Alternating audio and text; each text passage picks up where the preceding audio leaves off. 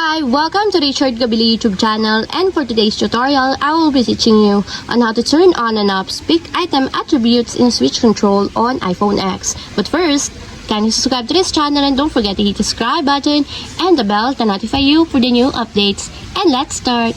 Using your iPhone X from your home screen first, go to Settings. Then in the Settings, scroll down and find the Accessibility and then Top.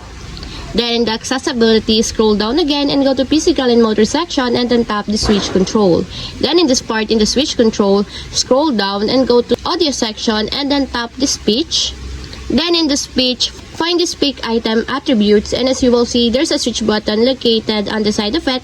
Then all you have to do is just tap it to enable until it becomes green. And if you want to disable or turn off, just tap again the switch button just like this.